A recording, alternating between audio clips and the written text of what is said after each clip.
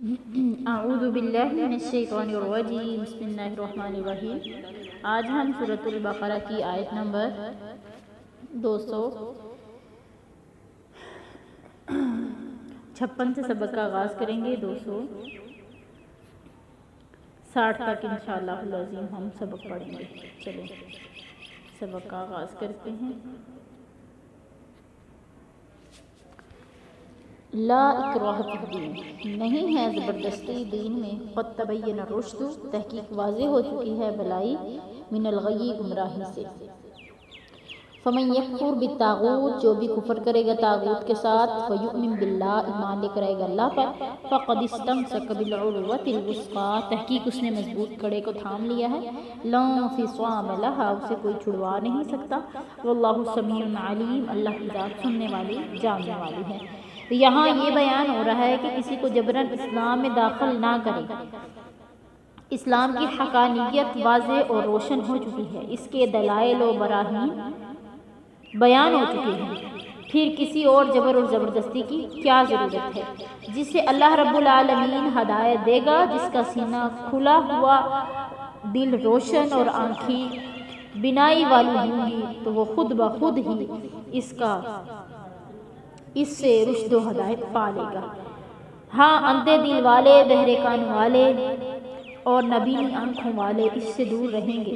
پھر انہیں اگر جبراً اسلام میں داخل بھی کیا جائے تو کیا فائدہ ہوگا؟ کسی پر اسلام کے قبول کرانے کے لیے جبر اور زبردستی نہ کرو۔ اس آیت کا شان نزول یہ ہے کہ مدینے کی مشرکہ عورتیں جب انہیں اولادیں نہ ہوتی تو وہ نظر مانتی تھی کہ اگر ہمارے ہاں اولاد ہوئی تو ہم اسے یہودی بنائیں گے، یہودیوں کے سپرد کر دیں گے۔ اسی طرح ان کے بہت سے بچے یہودیوں کے پاس تھے۔ جب یہ لوگ مسلمان ہوئے تو اللہ تعالیٰ کے دین کے انصار بن گئے۔ یہودیوں سے جنگ ہوئی، ان کے اندرونی سازشوں، فریب کاریوں سے نجات پانے کے لیے نبی صلی اللہ علیہ وسلم نے یہ حکم جاری فرمایا کہ بنی نذیر کے یہودیوں کو جلا وطن کر دیا جائے۔ اس وقت انصاریوں کے اپنے بچے جو ان کے پاس تھے ان سے طلب کیے تاکہ انہیں اپنے اثر سے مسلمان بنائیں۔ اس پر یہ والی آیت نازل ہوئی، جبر اور زبردستی نہ کرو۔ ایک اور روایت ہے کہ انصار کے قبیلہ بنو سلیم بن عوف کا ایک شخص، حسینی نام تھا اس کا، جس کے 2 لڑکے نصرانی تھے اور وہ خود مسلمان ہو چکا تھا۔ کون؟ حسینی، ٹھیک ہے۔ اس نے نبی صلی اللہ علیہ وسلم کی خدمت میں ایک بار عرض کیا کہ مجھے اجازت دی جائے کہ میں ان لڑکوں کو جبراً مسلمان بنا لوں، ویسے تو وہ عیسائیت سے ہٹتے نہیں ہیں۔ اس پر یہ والی آیت نازل ہوئی اور انہیں منع کر دیا گیا کہ ایسا نہ کیا جائے۔ آگے اللہ فرما رہے اللہ ولی الذین آمنوا، اللہ دوست ہے ایمان والوں کا، یخرجہم من الظلمات الی النور، اللہ نکالتا ہے ہمیں اندھیروں سے روشنی کی طرف۔ والذین کفروا اولیاءہم الطاغوت، کافروں کے دوست شیاطین ہیں، طاغوت ہیں۔ یخرجونہم من النور الی الظلمات، نکالتے ہیں وہ انہیں روشنی سے اندھیرے کی طرف۔ اولئک اصحاب النار، یہ لوگ آگ کے رہنے والے ہیں، ہم فیہا خالدون، اس میں ہمیشہ ہمیشہ رہیں گے۔ اللہ تبارک و تعالی فرما رہے ہیں اس آیت میں کہ اللہ تعالیٰ خبر دیتا ہے کہ اس کی رضامندی کے طلبگار کو وہ سلامتی کی رہنمائی کرتا ہے اور شک و شبہ کے، کفر اور شک کے اندھیروں سے نکال کر نور حق کی صاف روشنی میں لا کھڑا کرتا ہے۔ کفار کے ولی شیاطین ہیں جو جہالت و ضلالت کو، کفر و شرک کو مزین کر کے انہیں ایمان سے اور توحید سے روکتے ہیں، یوں نور حق سے ہٹا کر ناحق کے اندھیروں میں جھونک دیتے ہیں۔ یہی کافر ہیں اور ہمیشہ یہ دوزخ میں ہی پڑے رہیں گے۔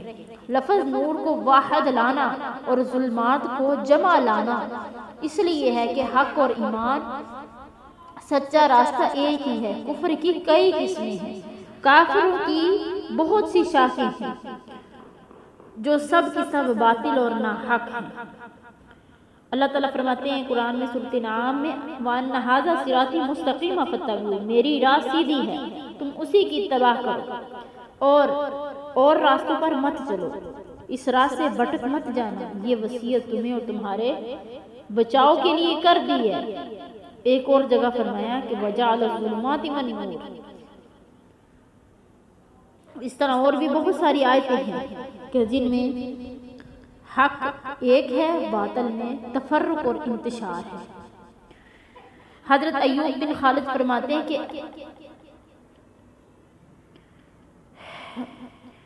کہ اہل فتنہ اور اہل حق کھڑے کیے جائیں گے، جن کی چاہت صرف ایمان ہی کی ہوگی تو وہ روشن صاف نورانی ہوگا، جس کی خواہش کفر کی ہوگی اس کا چہرہ قیامت کے روز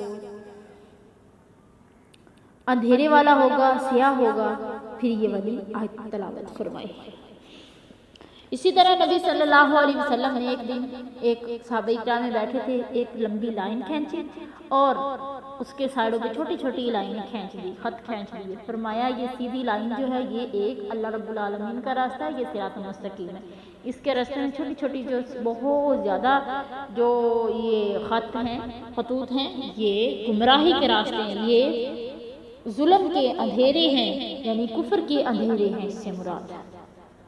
آگے اللہ فرما رہے الم تر الی الذی حاج ابراہیم فی ربہ، کیا آپ نے دیکھا نہیں اس شخص کی طرف جس نے جھگڑا کیا تھا ابراہیم سے اس کے رب کے متعلق، ان آتاہ اللہ الملک، کہ اللہ نے اسے بادشاہت دی، اذ قال ابراہیم ربی الذی یحیی و یمیت، کہ میرا رب وہ ہے جو زندہ بھی کرتا ہے اور مارتا بھی ہے، قال انا احیی و امیت، میں ہی زندہ کرتا ہوں میں ہی مارتا ہوں، قال ابراہیم فان اللہ یأتی بالشمس من المشرق، اللہ تعالیٰ مشرق کو سورج کو لاتا ہے مشرق سے، فأتی بہا من المغرب، تو اسے مغرب سے لے کر آ، فبہت الذی کفر، وہ کافر حیران ہو گیا، واللہ لا یہدی القوم الظالمین، اللہ تعالیٰ ظالموں کی قوم کو ہدایت نہیں دیتا۔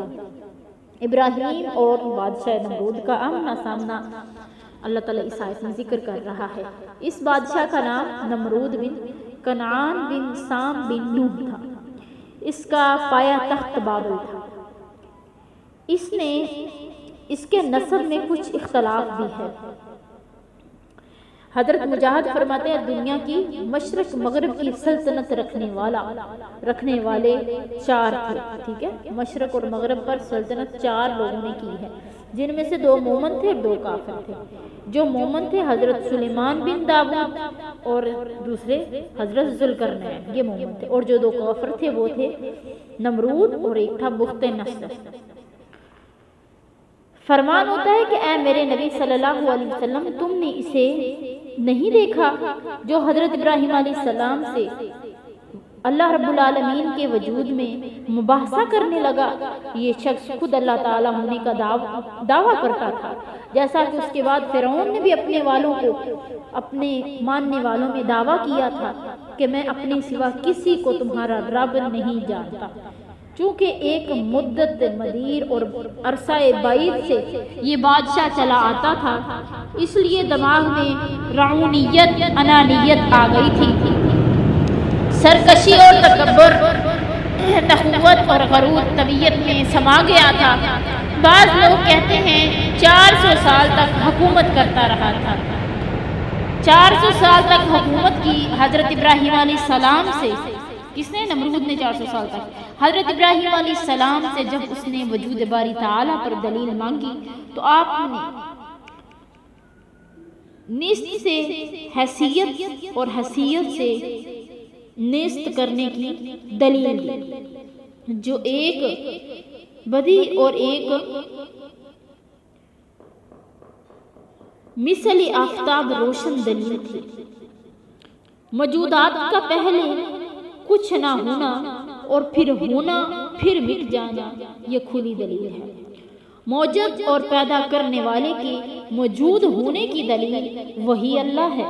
نمرود نے جواباً کہا کہ یہ تو میں بھی کر سکتا ہوں۔ یہ کہہ کر اس نے کیا کیا؟ 2 شخصوں کو بلوایا جو واجب القتل تھے، ایک کو قتل کر دیا، دوسرے کو رہا کر دیا۔ دراصل یہ جواب اور دعویٰ کس قدر بے معنی ہے اس کا، کہ اس کی بیان کی بھی ضرورت نہیں۔ حضرت ابراہیم علیہ السلام نے تو صفات باری تعالیٰ میں سے ایک صفت پیدا کرنا اور پھر نیست و نابود کر دینا بیان کی تھی۔ جو اس نے کر کے دکھایا وہ تو بے معنی چیز تھی۔ اس نے نہ تو انہیں پیدا کیا تھا، یعنی جن دو آدمی کو قتل واجب القتل تھے، نہ تو انہیں پیدا کیا تھا، نہ ہی ان کی یا اپنی موت و حیات پر اسے قدرت تھی، لیکن جہالا کو بھڑکانے کے لیے، اپنی علمیت جتانے کے لیے، باوجود اپنی غلطی اور مباحثے کے اصول سے طریقہ فرار کو جانتے ہوئے صرف ایک بات بنا لی۔ حضرت ابراہیم علیہ السلام بھی اس کو سمجھ گئے۔ آپ نے کند ذہن، اس کا جو کند ذہن تھا، اس کے سامنے دلیل پیش کر دی، صورتاً بھی اس کی مشابہت نہ کر سکا۔ چنانچہ حضرت ابراہیم علیہ السلام نے فرمایا، جب تو پیدائش اور موت تک کا اختیار رکھتا ہے تو مخلوق پر تصرف تیرا پورا ہونا چاہیے، یعنی زندگی موت پہ تیرا اختیار ہے، اب تصرف پہ اسے تبدیل کرنے پہ بھی تیرا اختیار ہونا چاہیے۔ تو آؤ مجھے بتاؤ کہ میرا رب جو ہے، میرے اللہ نے تو یہ تصرف کیا ہے کہ سورج کو حکم دے دیا کہ وہ مشرق کی طرف سے نکلا کرے، چنانچہ وہ نکل رہا ہے۔ اب تو اسے حکم دے کہ وہ مغرب کی طرف سے نکلے۔ اس کا کوئی ظاہری ٹوٹا پھوٹا جواب بھی نہ اس سے بن پایا، بے زبان ہو کر اپنی عاجزی کے متعارف ہو گیا، اپنی عاجزی سے وہ جھک گیا، شرمسار ہو گیا، اور اللہ کی حجت اس پر پوری ہو گئی۔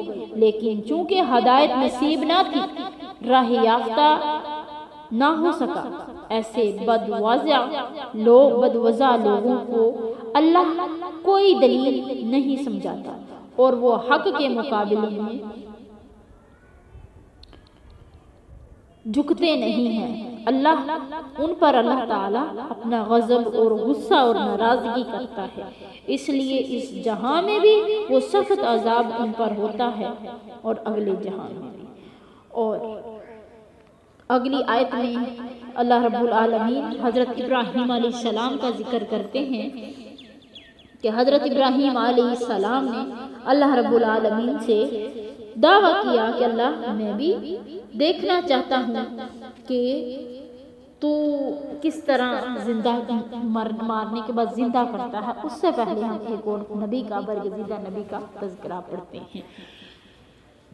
آگے ہیں او کالذی مر علی قریۃ، یا پھر اس شخص کی طرح جو گزرا ایک بستی سے، وہی خاویۃ، وہ ویران ہو چکی تھی، قال انا یحیی ہذہ اللہ بعد موتہا، اللہ کبھی سے زندہ کرے گا اس کے مردہ ہو جانے کے بعد، فاماتہ اللہ مئۃ عام، اللہ نے اسے 100 سال تک مار دیا، ثم بعثہ، پھر اسے اٹھایا، قال کم لبثت، کہا کتنی دیر کہاں لیٹا رہا، قال لبثت یوما او بعض یوم، کہا میں لیٹا رہا ہوں ایک دن یا ایک دن کا کچھ حصہ، قال بل لبثت مئۃ عام، بلکہ تو لیٹا رہا ہے 100 سال تک، فانظر الی طعامک وشرابک لم یتسنہ، کہ دیکھ اپنے کھانے پینے کی طرف، وہ تو گلا سڑا نہیں ہے، وانظر الی حمارک، اپنے گدھے کی طرف دیکھ، ولنجعلک آیۃ للناس، ہم نے تجھے نشانی بنا دیا لوگوں کے لیے، وانظر الی العظام، ہڈیوں کی طرف دیکھ کہ کیف ننشزھا، ہم کیسے چڑھاتے ہیں، ثم نکسوھا، پھر پہناتے ہیں انہیں لحما گوشت،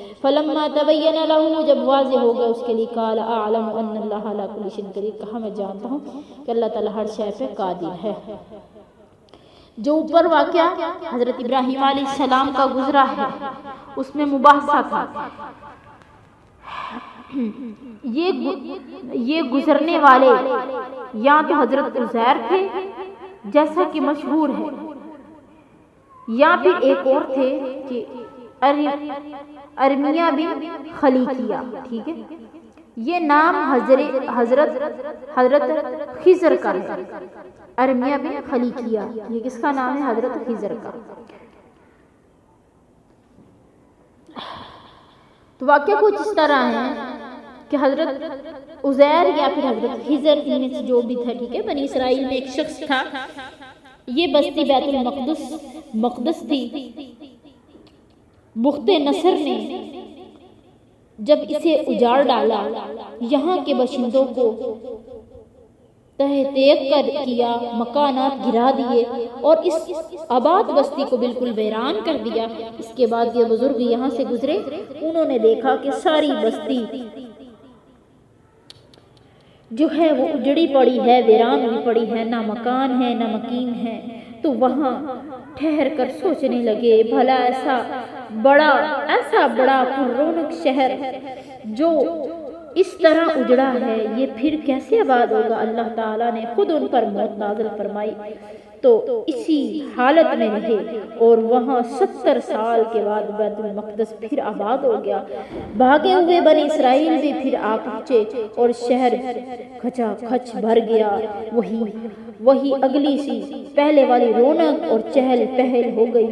اب 100 سال جب پورے ہوئے تو اللہ تعالیٰ نے انہیں زندہ کیا، اور سب سے پہلے روح آنکھوں میں آتی ہے تاکہ اپنا جی اٹھنا خود دیکھ سکے۔ یعنی روح پہلے آنکھوں میں آئی تاکہ وہ اپنا جی اٹھنا خود دیکھ سکے۔ جب سارے بدن میں روح پھونک دی گئی تو اللہ تعالیٰ نے فرشتوں کے ذریعے انہیں پچھوایا، ان سے پوچھا کہ کتنی مدت تک تم مردہ رہے؟ تو جواب میں کہا کہ ابھی تک ایک دن بھی پورا نہ ہوا۔ وجہ یہ تھی کہ صبح کے وقت ان کی روح نکلی تھی، اور 100 سال کے بعد جب جیے تو شام کا وقت تھا۔ خیال کیا کہ یہ وہی دن ہے۔ پھر اللہ تعالیٰ نے فرمایا، تم 100 سال پورے 100 سال تک مردہ رہے ہو، اب ہماری قدرت دیکھو، تمہارا توشہ، تمہارا جو کھانا تھا تمہارے ساتھ تھا، 100 سال گزرنے کے باوجود بھی ویسے کا ویسا ہے، نہ گلا سڑا ہے نہ خراب ہے۔ یہ توشہ انگور، انجیر اور عصیر تھا، نہ تو یہ شیرہ بگڑا، نہ ہی انجیر کھٹے ہوئے، نہ انگور خراب ہوئے، بلکہ ٹھیک اپنی اصلی حالت پر تھے۔ اب یہ اصلی حالت پر تھے تو اب یہ اپنے گدھے کی طرف دیکھ جس کی بسیدہ ہڈیاں تیرے سامنے پڑی ہیں، انہیں دیکھتے ہوئے ہم اسے زندہ کرتے ہیں۔ ہم خدا رب العالمین، ہم کلام ہیں، ہم خود تیری ذات کو لوگوں کے لیے دلیل بنانے والے ہیں، انہیں قیامت کے دن اپنے دوبارہ جی اٹھنے پر یقین کامل ہو جائے۔ چنانچہ ان کے دیکھتے ہوئے ہڈیاں اٹھی اور ایک ایک کر کے جڑی۔ مستدرک حاکم میں ہے کہ نبی صلی اللہ علیہ وسلم کی قرات کہ نون چیزوہا میں جو زے کے ساتھ ہے نا، نون چیزو ہا را کے ساتھ بھی پڑھا گیا ہے، یعنی زندہ کریں گے۔ تو خیر کہ کیا بتا رہی تھی کہ ان کے سامنے سب بسیدہ ہڈیاں اکٹھی ہوئی، اور جو پھیلی ہوئی تھی دائیں بائیں بسیدہ ہڈیاں سب اکٹھی ہوئی، سفیدی چمک رہی تھی ہوا سے، یہ سب یکا یک اکٹھی ہو گئی۔ پھر ایک ایک ہڈی اپنی اپنی جگہ پر جڑ گئی اور ہڈیوں کا پورا ڈھانچہ قائم ہو گیا جس پر گوشت مطلق نہ تھا۔ پھر اللہ تعالیٰ نے اللہ کے حکم سے گوشت آ گیا، رگیں، پٹھے، کھال پہنا دی گئی۔ پھر فرشتے کو بھیجا کہ جس نے اس کے نتھنے میں پھونک ماری، پھر اللہ کے حکم سے اسی وقت وہ زندہ ہو گیا۔ اور ان تمام باتوں کو دیکھ کر حضرت عزیر علیہ السلام دیکھتے رہے، اور مدت کی یہ ساری کاراگری ان کی آنکھوں کے سامنے ہوئی۔ جب یہ سب کچھ دیکھ چکے تو کہنے لگے، اس بات کا علم تو مجھے تھا ہی کہ اللہ ہر چیز پر قادر ہے، لیکن اب میں نے اپنی آنکھوں سے دیکھ لیا ہے تو میں اپنے زمانے کے لوگوں سے زیادہ علم و یقین والا ہوں۔ بعض لوگوں نے عالموں کو عالموں بھی پڑا ہے، ٹھیک ہے، یعنی اللہ تعالی مقتدر نے فرمایا کہ جان لے کہ اللہ تعالیٰ کو ہر چیز پر قدرت ہے، یعنی عالم جان لے، عالم کو عالم پڑھا ہے، ٹھیک ہے، کہ علم جان لے، علم جان لے کہ اللہ تعالیٰ ہر شے کو پہ خوب قدرت رکھنے والا ہے۔ جب وہ اپنی بستی میں واپس گئے حضرت عزیر، تو ان کے لوگوں نے کسی نے پہچانا نہ سوائے ان کی ماں کے۔ اس وقت لوگوں کی عمریں بڑی ہوتی تھی اور حضرت عزیر نے سارا واقعہ بتایا، پھر انہیں اللہ کا بیٹا کہنے لگے یہ یہودی۔ اللہ قرآن میں کہتا ہے وقالت الیہود عزیر ابن اللہ وقالت النصارى مسیح ابن اللہ۔ آگے اللہ فرما رہے ہیں وَإِذْ قَالَ إِبْرَاهِيمُ رَبِّ أَرِنِي كَيْفَ تُحْيِي الْمَوْتَ۔ بس کافی ہے سبق اتنا، ٹھیک ہے، آج کا سبق اتنا، آگے انشاءاللہ ہم کل